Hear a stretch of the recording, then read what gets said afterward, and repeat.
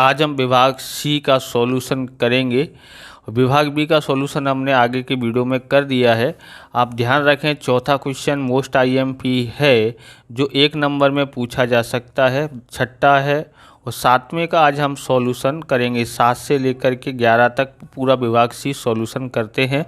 7वां सवाल है, प्रमाण्य चल x का संभावना घटक फलन f(x) बराबर अचलनांक गुणा e -1/50 x -10 की 2 घात दिया गया है। तो इसका सॉल्यूशन करते हैं। तो इस सूचना से प्रथम चतुर्थक ज्ञात करें। तो क्वेश्चन नंबर 7 में दिया क्या है देखते हैं। तो हमारे पास यहाँ पर दिया है f(x) बराबर अचलनांक दिया है, अचलनांक गुणा e -1/50 x -10 की 2 घात दिया गया है। तो आपको यहाँ पर देखना है कि f(x) बराबर यहाँ पर अचलनांक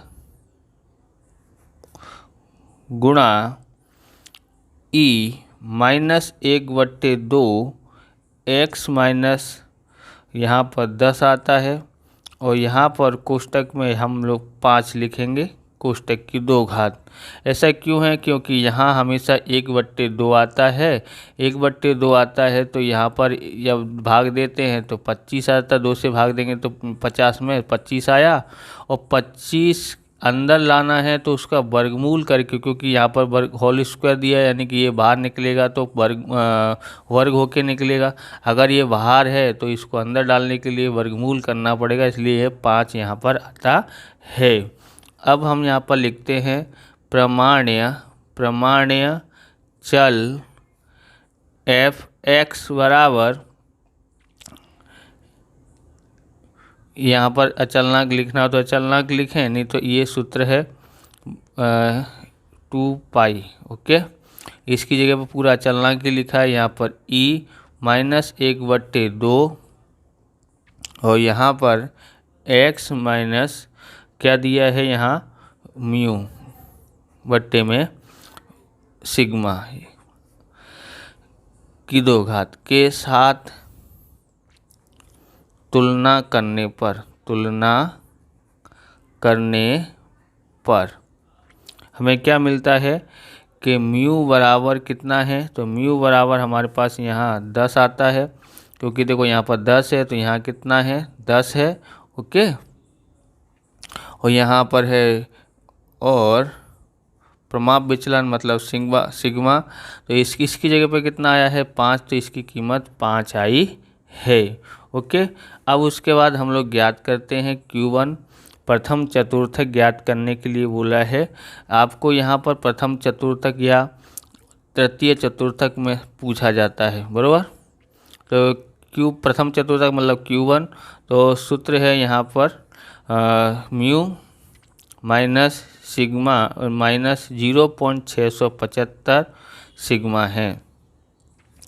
और यहाँ पर आता है इसकी जगह पर 10, यहाँ माइनस 0.675 और सिग्मा की जगह पर कितना दिया है 5, तो यहाँ 5 लिखते हैं, यहाँ लिखते हैं 10, इसका इससे गुणा कर देते हैं। तो कैलकुलेशन पे हमने गुणा करके रखा है, तो 3.375 आता है और घटा देते हैं तो हमारे पास यहाँ पर 6.625 इसका आंसर आता है। तो इस तरह से हमने आंसर ज्ञात किया।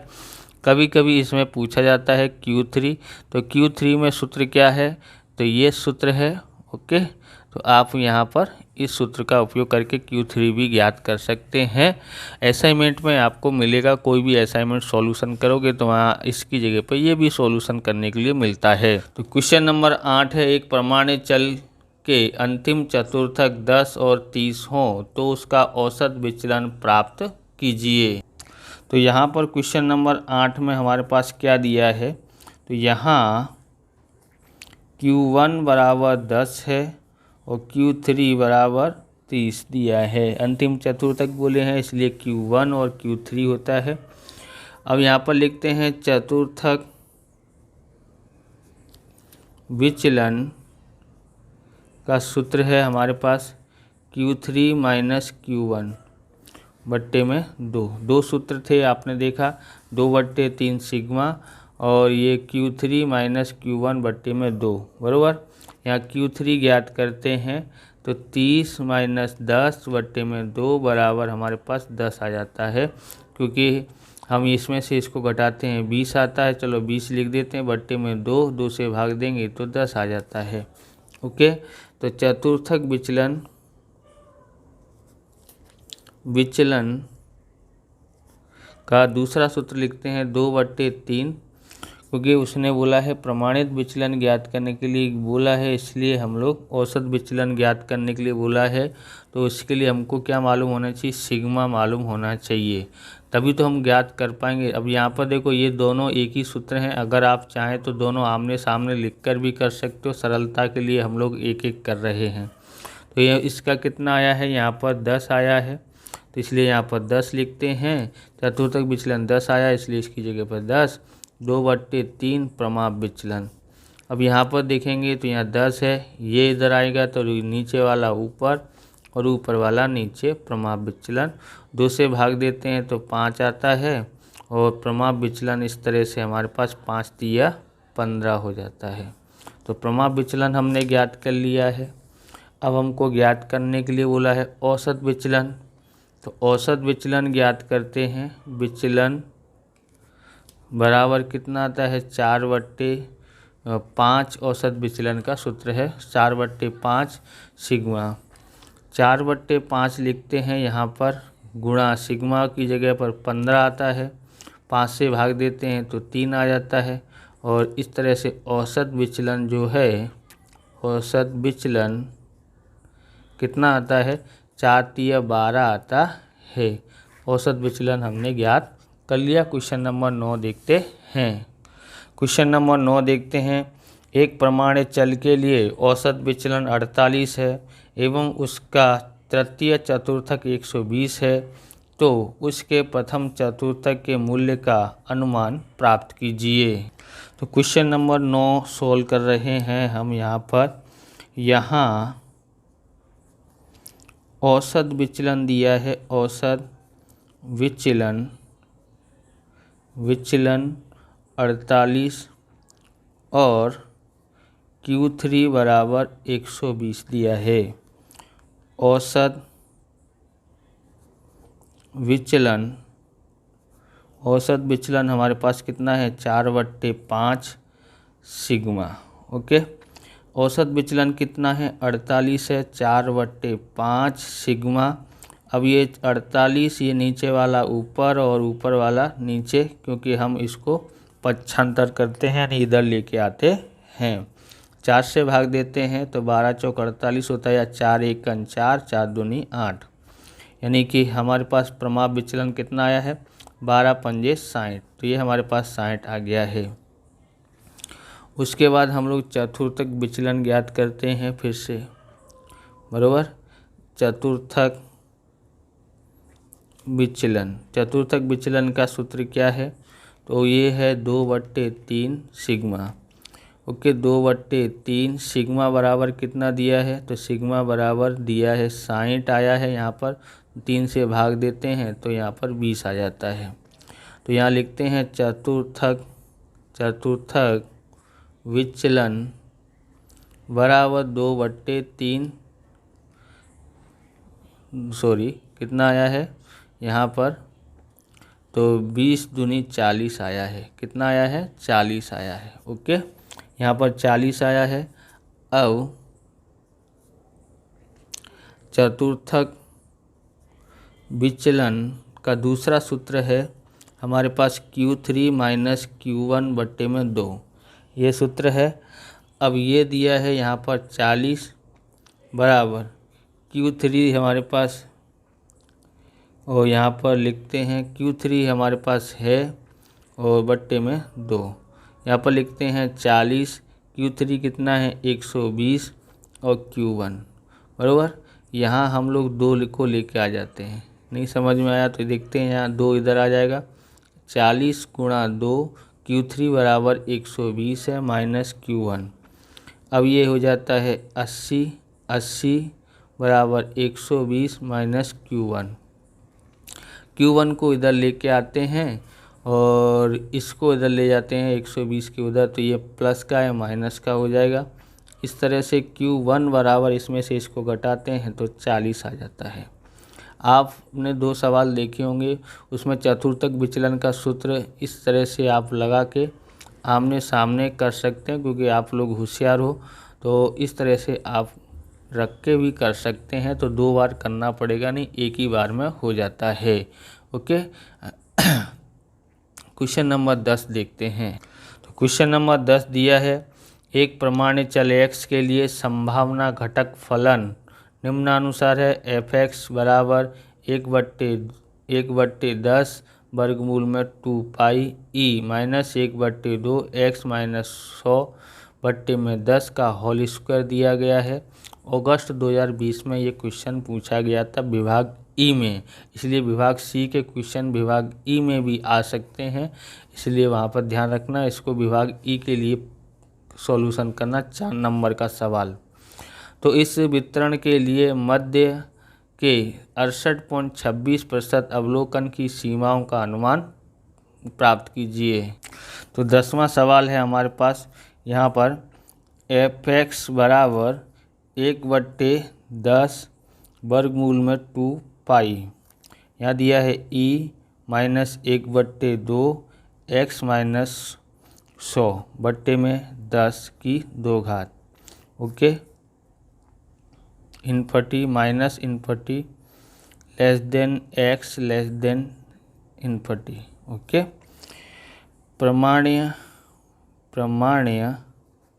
चल घटकत्व फलन क्या दिया है, f(x) बराबर 1/2 वर्गमूल में 2 होल स्क्वायर वर्गमूल में दिया है 2 पाई e माइनस 1/2, यहाँ दिया है x माइनस म्यू बट्टे में सिग्मा के साथ तुलना करने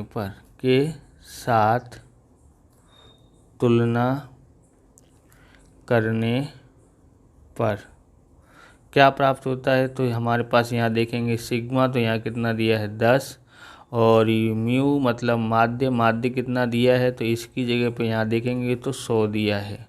ओके, कितना दिया है 100, तो हमने ये ज्ञात किया है। इसके ऊपर से हमको आगे का सॉल्यूशन करना है। तो यहाँ लिखते हैं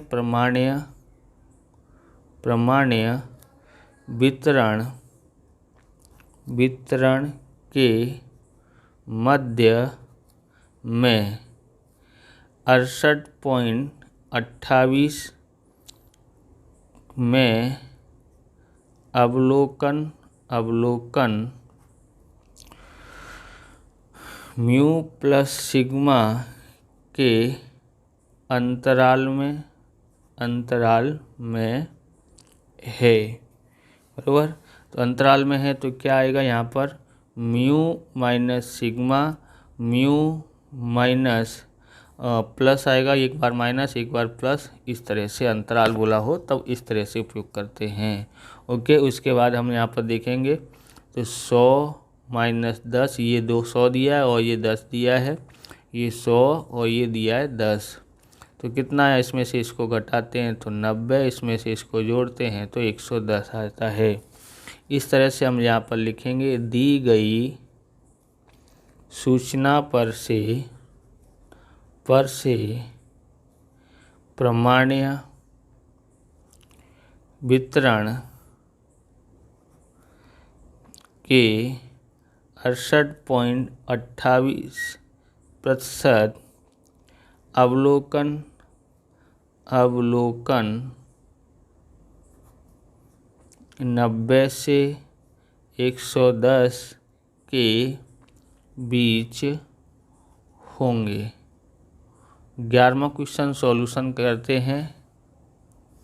क्वेश्चन नंबर 11 है, प्रमाणित चल का मूल्य 0 एवं z प्राप्तांक के बीच की संभावना 0.150 हो तो z प्राप्तांक का संभावित मूल्य निकालिए है।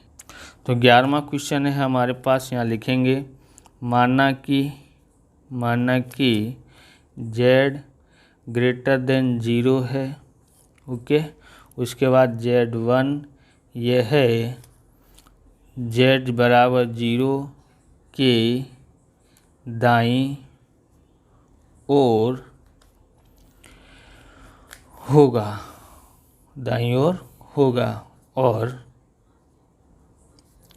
P 0 less than equal to Z less than Z1 बराबर 0.150 है, बराबर। तो यहाँ पर आकृति आपको इस तरह से बना लेनी है, इस तरह से घंटाकार आकृति बनानी है। ओके, और यहाँ पर इस तरह से रखना है। अब यहाँ पर देखो कि यहाँ आता है हमारे पास Z बराबर 0, और यहाँ हमको हमारे पास होगा Z1। यहाँ आपको क्या करना है, ऐसी तरह से आकृति बना लेनी है। ये भाग जो है 0.4950 है। ओके, अब यहाँ पर ध्यान रखेंगे, कोष्टक पे से देखना, कोष्टक यहाँ पर Z2 आता है। ओके, पर Z2 हमारे पास है नहीं, इसके लिए अब इसको कोष्टक पे से आपको कैसे देखना है, Z टेबल पे से आपको देखना है। परीक्षा में आपको Z टेबल मिलेगा, वो देखना आपको आना चाहिए। तो यहाँ लिखते हैं, हमको यहाँ पर देखना है कोष्टक से, यहाँ लिखते हैं क्षेत्रफल, और यहाँ लिखते हैं Z प्राप्तांक। ओके, यहाँ इसके ऊपर से हमको देखना है, तो इसमें से हमको यहाँ देखेंगे Z टेबल निकालते हैं। तो आप इस Z टेबल को क्या करना है, जेरोक्स करा के रखना है। आपको यहाँ पर देखना है कि 49-50 कहाँ दिया है। 49-50 यहाँ पर 34 है, यहाँ 43 है, इधर 47 आया, यहाँ पर 49 आ रहा है। ओके, 49-50 सबसे नज़दीक दिया है, कभी कभी दिया होता है, कभी कभी नहीं दिया होता। तो यहाँ पर 49-50 तो है ही नहीं, 49 है, 49-51 में यहाँ आगे सब पॉइंट लगा हुआ है, ध्यान रखना 0.49-50। तो यहाँ पर दो कीमत है, 50 नहीं है, तो 50 के आगे की कीमत और 50 के बाद की कीमत, 49-50 के बाद की कीमत यहाँ पर देखते हैं। तो आपको यहाँ पर देखना है 49 दिया गया, तो यहाँ पर देखो कितना दिया है, 2.5। 2.5 के पीछे ये ऊपर जाके देखोगे तो यहाँ ऊपर इस लाइन में देखोगे, इस लाइन में तो कितना दिया है, 49-50 की लाइन में आगे देखोगे तो कितना दिया है, यहाँ पर 7 दिया है। यहाँ पर कितना था, 2.5 और 7। तो यहाँ पर देखोगे कि 2.5 और 0.07, तो कितना हुआ, 0.57 होता है। ओके, ऐसे ही यहाँ पर देखोगे, फिर उसके बाद कीमत कितनी है, 49-51। 49-51 है, तो इस लाइन में देखो इधर कितना, 2.5, इसके पीछे जो पॉइंट आएगा वो ऊपर वाली लाइन में देखेंगे तो कितना आएगा, तो 25 दिया था, यहाँ कितना आएगा, 58 हो जाएगा। 5 के पीछे 8 लगाएंगे तो हो गया 58। तो इस तरह से हमको लिखना है। तो देखते हैं यहाँ पर, तो यहाँ लिखेंगे 0.49-50 के पहले या पूर्व लिख देते हैं, पूर्व का समीप का मूल्य। तो 49-50 हमको देखना था, पर ये मिला नहीं है, इसके आगे का मूल्य हमको मिला है, जो कितना है, समीप का मूल्य 49 था। और Z प्राप्तांक में हमने देखा तो कितना आ रहा था, 2.57 आ रहा था। ओके, अब दूसरा लिखते हैं 0.49-50 के पश्चात का समीप का मूल्य कितना था, तो 0.4951 था। तो Z प्राप्तांक में हमने देखा तो 0. कितना हो रहा था, 58 हो रहा था। अब इसका ज्ञात करते हैं, यहाँ पर इस तरह से लाइन खींच देते हैं। ओके, और यहाँ लिख देते हैं औसत औसत मूल्य। तो इन दोनों को जोड़ते 49, 51, 49 को जोड़ के 2 से भाग करेंगे। तो कैलकुलेटर पे आप कर सकते हैं, फटाफट जोड़ के और 2 से भाग करोगे तो 49, 50 आता है। 49, 50 आता है। इस तरह से इन दोनों को भी जोड़ोगे तो जोड़ के 2 से भाग करो तो 2.75 आता है। बराबर, जो यानी आधा करना है। बराबर, बीच का लेना है, इन दोनों के बीच में तो 50 ही आता है, इन दोनों के बीच में कितना आता है 575 ही आएगा। ओके, इसको अगर 70 और 80 समझते तो बीच में 75 ही आता है ना। आपको सीधा मतलब कैलकुलेशन करने की भी ज़रूरत पड़ेगी नहीं। इस तरह से यहाँ z प्राप्तांक संभव मूल्य प्लस माइनस 2.575 होगा। बराबर, इस तरह से इसमें z प्राप्तांक आपको देखने आना चाहिए, 1-2 बार वापस देख लेना। तो इस प्रकार से ये वीडियो पूरा होता है। अगर आपको हमारा वीडियो अच्छा लगे तो लाइक करें, शेयर करें, कमेंट करें, चैनल पर नए चैनल को सब्सक्राइब करें। मिलते हैं नेक्स्ट वीडियो में। जय हिंद, जय भारत, वंदे मातरम।